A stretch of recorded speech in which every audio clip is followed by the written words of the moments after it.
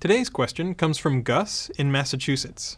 Gus wants to know, we have a Q&A section, questions and answers, with 10 questions per page. The oldest questions, which are some of the best, are buried on the 4th or 5th page and are not showing up in searches.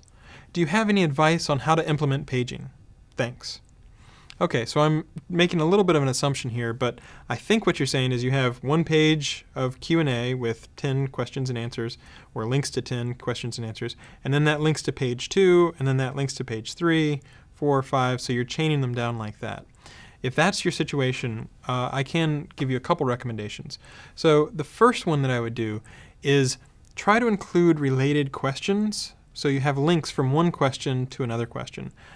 There's relatively good technology for this. So WordPress, for example, has related posts plugins. There's several of those, yet another related post and related things like that.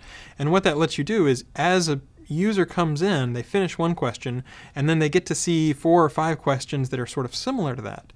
And if they're still interested in reading about that topic, they can click on that and find the rest of your content. It's also good for Googlebot because Googlebot can come in and crawl one page and then find related pages via that crawling mechanism. So that way, the way to get to a question on the 5th page doesn't have to be going through page 1 and page 2 and page 3 and page 4 and finally click into page 5 to find that question.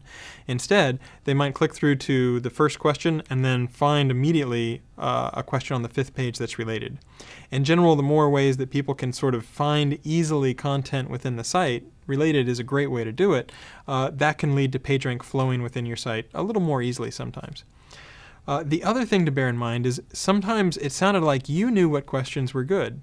If you know what questions are good, then you can highlight those. Now, you can include things like voting buttons up and down so that you know which questions people really like. Or if you have things that are looking at your server logs to see what has generated a lot of traffic in the past. Any way you have to know these are good questions, you can highlight that, for example, on the root page. You could say, these are our top 10 or our top 25 questions of all time. Or, make sure that those are questions that show up a little bit closer to the root so that the Googlebot doesn't have to click through 20 different links in order to find those questions.